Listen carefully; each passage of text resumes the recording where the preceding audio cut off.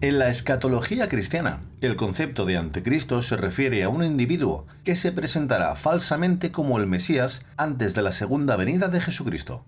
El anticristo no es solo una persona, sino también un estado mental caracterizado por una oposición extrema a Dios, sus mandamientos, instrucciones y gracia. Es importante diferenciar entre el falso Mesías y las enseñanzas genuinas de Jesucristo. Mientras que Jesús predicó el amor al prójimo, el arrepentimiento, la humildad ante Dios y el acto de dar limosna a los pobres, el anticristo promoverá sus propias interpretaciones distorsionadas de las Escrituras, llevando a muchos por el mal camino con sus palabras engañosas, resultando en pérdidas significativas e incluso la pérdida de la vida. El anticristo representa el epímote del mal y está en completa oposición a Jesucristo. El término anticristo se deriva del Nuevo Testamento, donde significa una persona que actúa como sustituto del ungido de Dios. Contrariamente a la creencia común, el prefijo anti, en este contexto, significa en lugar de y no en contra. Por lo tanto, el anticristo es alguien que asume falsamente el papel de Cristo. La descripción del falso Cristo se menciona en varios relatos evangélicos. Por ejemplo, en los capítulos 24 de Mateo y 13 de Marcos, Jesús advierte a sus discípulos que sean precavidos y no se dejen engañar por falsos profetas que afirman ser el Cristo, realizando signos y prodigios notables.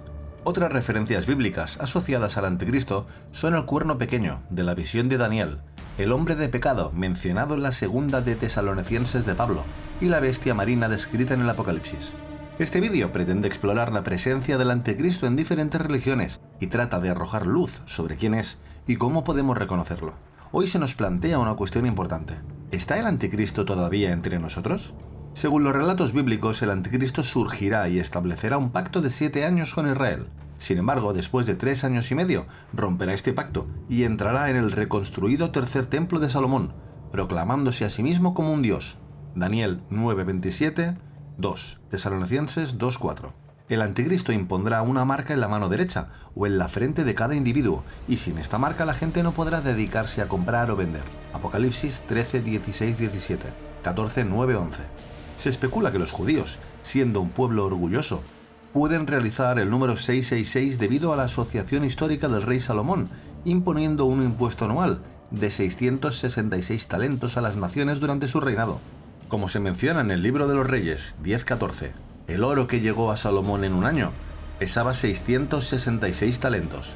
Un aspecto intrigante con respecto al anticristo es que su ojo derecho será golpeado divinamente, resultando en ceguera e hinchazón, semejante a una uva negra, mientras que su mano derecha se marchitará. El anticristo perseguirá y ejecutará a los cristianos, sometiéndolos a graves penurias, hambre y sufrimiento, porque se negarán a llevar la marca de la bestia, y por tanto, no podrán procurarse el sustento. La Biblia advierte que el anticristo engañará a muchos, haciéndose pasar por el Cristo mismo. Algunos creen que no será un líder religioso o un papa, sino el propio Satanás en una magnífica forma angélica, ya que la Biblia indica su capacidad para manifestarse en diferentes encarnaciones. En las tradiciones islámicas, el profeta Mahoma ha advertido a los musulmanes de la inminente llegada del anticristo, denominado Al-Dajjal. Los musulmanes creen en las profecías del Corán, que conducen finalmente a la derrota del anticristo. Estos relatos proporcionan una visión del concepto del anticristo, tal y como se describe en las tradiciones bíblica e islámica, arrojando luz sobre los acontecimientos anticipados que preceden a la segunda venida y la eventual caída del falso Mesías. Nueva prueba. Exploremos algunos de los pasajes del Nuevo Testamento que proporcionan advertencias y revelaciones sobre el anticristo. El término anticristo se deriva de Juan 13 en griego. Otro término relacionado, falso Mesías, o pseudocristos, también se encuentra por primera vez en el Nuevo Testamento.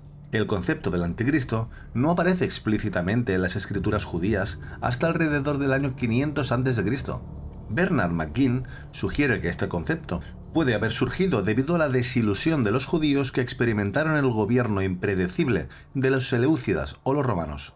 Consideraban que la idea judía de Satán, visto más como un ángel que se opone a Dios, no estaba suficientemente personalizada y humanizada para encarnar adecuadamente el mal y la amenaza.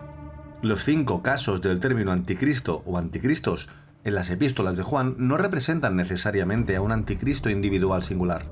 Generalmente se entiende que el uso de impostor o anticristo se refiere a una categoría específica de personas más que a un individuo. Uno de los pasajes de la primera epístola de Juan afirma: ¿quién es el mentiroso sino el que niega que Jesús es el Cristo? Este es el anticristo, el que niega al Padre y al Hijo. Juan 2:22. Otro pasaje afirma: en esto conocéis el Espíritu de Dios. Todo espíritu que confiesa que Jesucristo ha venido en carne es de Dios, y todo espíritu que no confiesa a Jesús no es de Dios. Y este es el espíritu del anticristo, del cual habéis oído que viene, y ahora ya está en el mundo. El anticristo también se menciona en el segundo capítulo de la segunda de Tesalonicenses, aunque el término específico anticristo no se utiliza en este pasaje. Afirma: en cuanto a la venida de nuestro Señor Jesucristo y nuestra reunión con Él, les rogamos, hermanos y hermanas, que no se apresuren a ser sacudidos en su mente, y que no se inquieten ni por espíritu, ni por palabra, ni por carta, como si viniera de nosotros, como si el día del Señor ya hubiera llegado. Que nadie os engañe en modo alguno, porque ese día no vendrá sin que antes venga la rebelión y se manifieste el inicuo, el destinado a la destrucción. Él se opone y se eleva por encima de todo supuesto Dios u objeto de culto, para ocupar su lugar en el templo de Dios, declarándose Dios. 2 Tesalonicenses 2:1-4. Además, en el mismo capítulo se afirma: porque el misterio de la iniquidad ya está en acción, pero solo hasta que sea quitado el que ahora lo detiene, y entonces se manifestará el inicuo, a quien el Señor Jesús destruirá con el aliento de su boca, aniquilándolo con la apariencia de su venida. La venida del inicuo se manifiesta en la obra de Satanás, que se vale de todo poder, señales, prodigios mentirosos y toda clase de perversos engaños para los que perecen por no haber querido amar la verdad y salvarse. 2 Tesalonicenses 2:7-10. Aunque el término anticristo se utiliza exclusivamente en las epístolas de Juan, Jesús emplea en los evangelios una combinación similar de palabras: falso mesías o pseudocristos, que significa falso mesías. Por ejemplo, Jesús advierte: porque se levantarán falsos mesías y falsos profetas, que harán grandes señales y prodigios para engañar, si es posible, aún a los escogidos. Mateo 24:24, Marcos 13:22. La Iglesia primitiva. Examinemos los registros históricos del período de la Iglesia primitiva en relación con el concepto del anticristo. En las Odas de Salomón, un texto que data del siglo II o I, escrito por un esenio convertido al cristianismo, se menciona metafóricamente al anticristo como el redentor que derrota a un monstruo dragón. Entre los padres apostólicos de finales del siglo I y principios del siglo II, Policarpo es el único que empleó el término anticristo. En sus advertencias a los filipenses, identificó como anticristo a cualquiera que predicara una falsa doctrina. Al igual que en el Nuevo Testamento, su uso del término se refería a una clase de personas más que a un individuo concreto. Ireneo escribió contra las herejías, como refutación de las enseñanzas gnósticas. En el libro quinto de su obra, explora ampliamente la figura del anticristo, describiéndolo como una recapitulación de la apostasía y de la rebelión. Realiza un análisis numerológico del 666, el número de la bestia mencionado en Apocalipsis 13:18, y propone varios nombres como Evantos y Latenos, que simbolizan el Imperio Romano. Además, interpreta Daniel 7:21, afirmando que los 10 cuernos de la bestia representan la división del Imperio Romano en 10 reinos antes de la aparición del anticristo. Refiriéndose a Jeremías 8:16, Ireneo sugiere que el anticristo pertenecerá a la tribu de Dan. Esto concuerda con la visión talmudista de que el Mesías judío desciende de la tribu de Dan a través del linaje de su madre. Sin embargo, las interpretaciones de Ireneo sobre el anticristo se centran más en aspectos teológicos que en el contexto histórico. El texto no canónico, Ascensión del Isaías, ofrece una exposición detallada del anticristo, retratándole los personajes de Belial y Nerón. Hipólito de Roma creía que el anticristo surgiría de la tribu de Dan y reconstruiría el templo judío en el monte del templo para gobernar desde allí. Asocia al anticristo con la bestia de la tierra mencionada en el Apocalipsis.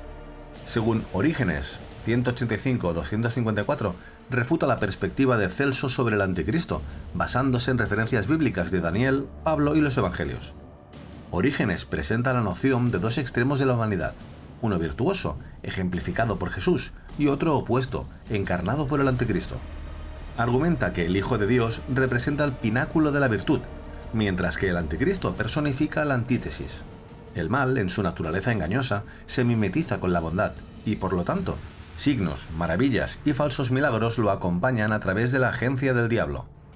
El concepto del anticristo se extiende más allá de los escritos de Orígenes y encuentra mención en diversas tradiciones religiosas como el cristianismo posniceno, el catolicismo romano y la ortodoxia oriental, entre otras.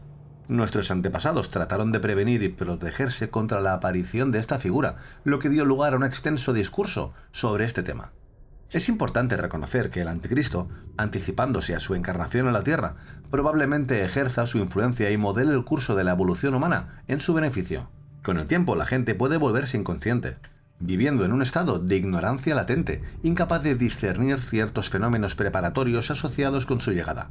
El anticristo se beneficiaría enormemente si la mayoría percibiera estos preparativos como progresivos y beneficiosos para la evolución, ocultando así sus verdaderas intenciones. Su principal objetivo gira en torno al fomento de una actitud generalizada que hace hincapié en la satisfacción de las necesidades económicas y materiales como suficiente para el bienestar de la sociedad. Prevalece el desdén por todo lo que se considere de naturaleza idealista o espiritual, ya que la atención contemporánea se centra predominantemente en la adquisición de posesiones mundanas. La búsqueda de la prosperidad material y la garantía de una carrera de éxito para las generaciones futuras han adquirido propiedad. Sin embargo, es esencial preguntarnos cuántos individuos aprecian realmente el valor intrínseco de lo espiritual o del alma en sí.